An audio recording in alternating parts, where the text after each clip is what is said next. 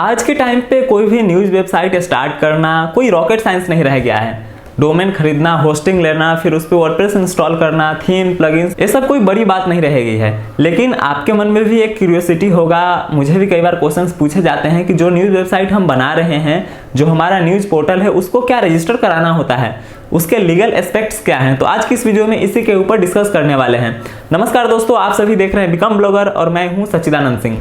दोस्तों, वीडियो में आगे बढ़े इससे पहले आप सभी से एक रिक्वेस्ट रहेगी कि अगर आप अपने न्यूज़ वेबसाइट को एकदम स्टार्टिंग से आगे तक ग्रो कराना चाहते हैं और आप इस जर्नी को हमारे साथ जीना चाहते हैं, हमारे एडवाइस को फॉलो करना चाहते हैं, हमने जिस तरह से कुछ कंपनीज के लिए काम किया है, बहुत सारे लोगों की जिस तरह से हमने न्यूज़ वेबसाइट्स को एक अच्छे लेवल पे लेके पहुंचाया है, अगर उस जर्नी को मेरे साथ अगर आप जीना चाहते हैं तो निश्चित रूप से आपको चैनल पे बने रहना होगा और इसके लिए आपको चैनल को करना होगा सब्सक्राइब। तो सब्सक्राइब करने के बाद आपसे मैं बात करता हूँ इस न्यूज़ पोर्टल्स के लीगल एस्पेक्ट्स के बारे में। हालांकि मैं इस तरह से कोई एक वैसा बंदा नहीं हूं जो आपको इस तरह से लीगल एडवाइस दे सकता हूं, लेकिन मैं अपने आज तक के एक्सपीरियंस के आधार पे जो मुझे एक्सपीरियंस मिला है, जो मुझे अभी तक नॉलेज मैंने गेन किया है, उसके बेसिस पे मैं आपको इन सभी चीज़ों की इन्फॉर्मेशन दे रहा हूं। बाकी आप फ्री हैं इसके ऊपर रिसर्च करने के लिए, फैक्ट चेकिंग के लिए। बाकी अगर आपको कुछ ऐसी भी चीज़ें पता लगती है तो आप नीचे कमेंट्स में हमारे साथ शेयर कर सकते हैं। तो सबसे पहले बात आती है कि क्या जो आप न्यूज़ वेबसाइट चला रहे हैं, न्यूज़ पोर्टल चला रहे हैं, उसके लिए कोई लीगल रजिस्ट्रेशन होता है, कोई एजेंसी है या फिर कहीं से इसको रजिस्टर कराना मैंडेटरी होता है? तो बिल्कुल भी नहीं है। आप जो भी न्यूज़ पोर्टल्स, न्यूज़ वेबसाइट्स जो भी चला रहे हैं, उसको कहीं से रजिस्ट्रेशन लेना कोई मैंडेटरी चीज़ नहीं है। रजिस्ट्रेशन लेना मैंडेटरी चीज़ नहीं है, इतना नहीं मतलब इसका कोई रजिस्ट्रेशन मेरे हिसाब से अभी तक एग्जिस्ट ही नहीं करता है। लेकिन बात यही खत्म नहीं होती है, इसके कई और भी चीज़ें हैं जो आपको समझना जरूरी है। तो सबसे पहला जो चीज़ है वो मीडिया के सेक्टर को थोड़ा सा मैं ब्रीफली आपको बता देता हूँ कि दो चीज़ें होती हैं। पहला होता है टीवी चैनल्स और दूसरा होता है न्यूज़पेपर्स। जो टीवी चैनल्स है वो ब्रॉडकास्टिंग मिनिस्ट्री है इंडिया में, एक वो संभालती है, और दूसरा जो न्यूज़पेपर्स है उसके लिए भी एक अथॉरिटी बनाई गई है, RNI, वो संभालती है, जो न्यूज़पेपर्स या फिर मैगजीन्स को संभालती है। और इन दोनों जगहों के लिए आपको उन दोनों एजेंसीज से अप्रूवल लेना होता है। अप्रूवल इन द सेंस आपको वहाँ से लाइसेंसिंग की जरूरत पड़ती है। लेकिन चूंकि वेब मीडिया बहुत ही नया है, वेब पोर्टल्स बहुत धड़ल्ले से लोग बनाते हैं, काफ़ी आसान भी हो गया है, डिजिटल युग भी है, तो ऐसे में इसको लेकर जो है रेगुलेशंस बनाई जा रही है गवर्नमेंट के लेवल पे। लेकिन अभी तक कोई कंक्रीट ऐसा प्लेटफॉर्म नहीं आया है जिसके थ्रू इसको रजिस्टर कराना होता है या फिर कुछ भी ऐसा। तो ऐसे में आपको क्या करना चाहिए, आप किस तरह से वेबसाइट को बनाएं और किसी पे पोस्ट डालें, कोई आर्टिकल्स डालें, तो क्या वो लेजिमेट है?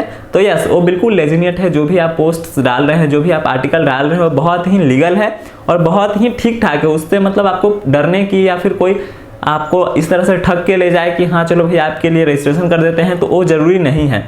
लेकिन आपको कई चीज़ें हैं जो ध्यान में रखनी चाहिए, जैसे कि आप वेब पोर्टल के नाम पे किसी से मीडिया होने का दावा नहीं कर सकते हैं। जैसे कि आप किसी फंक्शन में या फिर किसी गवर्नमेंट ऑफिशियल्स के यहाँ ऐसे जाके फोर्सफुली नहीं कह सकते हैं कि हाँ मैं मीडिया से हूँ, या फिर इस तरह से आप लोगों के अपने रिपोर्टर्स के बीच जो ऑथराइज्ड आईडी होती है, यानी कि जो ऑथराइज्ड प्रेस आईडी जिसको कहते हैं, वो जनरेट नहीं कर सकते हैं, लोगों को आप नहीं दे सकते हैं।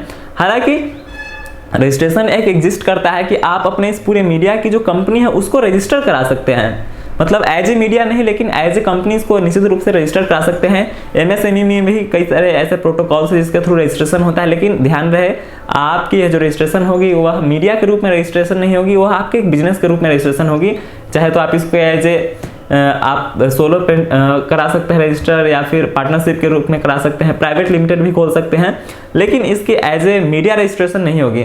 लेकिन जो भी आप साइट पे पब्लिश करते हैं, जो भी आप डालते हैं, ऐसा नहीं कि किसी के बारे में कुछ भी डाल दिया, किसी को गालियां दे दी, किसी के बारे में एकदम निगेटिव छाप दिया, इसके लिए आपके ऊपर एक्शंस लिया जा सकता है, लीगल एक्शंस लिया जा सकता है। इंडिया में बहुत सारे IT एक्ट्स के ऊपर बहुत सारा काम हुआ है, तो उसको आपको पढ़ना जरूरी है, IT एक्ट्स में क्या क्या है। तो इस तरह से चीज़ों को आप समझिए, देखिए। बाकी अभी मीडिया के रूप में आपको रजिस्ट्रेशन नहीं मिल रहा होगा और नहीं मिल रहा है, तो उम्मीद करते हैं कि आगे इस तरह से कोई एक ऐसा एजेंसी आएगी, कोई ऐसा एक प्लेटफॉर्म आएगा जिसके थ्रू इन वेब पोर्टल्स को एक साथ कनेक्ट किया जाएगा। फिलहाल कोई इशू नहीं है, आप इजीली अपने काम को आगे बढ़ाते रहिए, इससे आप न्यूज़ पहुंचाते रहिए आगे लोगों तक, और जो भी रेवेन्यू के सोर्सेज है उसके थ्रू आप कनेक्टेड रहिए। बाकी वेब पोर्टल, वेब मीडिया, इस तरह की चीज़ों को अगर आप भी स्टार्ट करना चाहते हैं, आपके मन में भी कोई डाउट है कि वेबसाइट कैसे स्टार्ट करना है, कहाँ से डोमेन, कहाँ से होस्टिंग, कैसे पूरा का पूरा सेटअप होना चाहिए, इन सभी पे अगर आपके पास कोई डाउट्स है तो आप नीचे हमसे कमेंट बॉक्स में पूछ सकते हैं। बाकी आप मुझसे लिंक्डइन या फिर इंस्टाग्राम या फिर होपफुली मैं व्हाट्सएप नंबर भी दे दूंगा, वहां से आप मुझसे कांटेक्ट कर सकते हैं। तो चलिए मिलते हैं अगले वीडियोज में, जहां पे आपको और भी ज़्यादा इन्फॉर्मेटिव और नॉलेजफुल कंटेंट देखने को मिलने वाला है। तो चलिए बहुत बहुत धन्यवाद।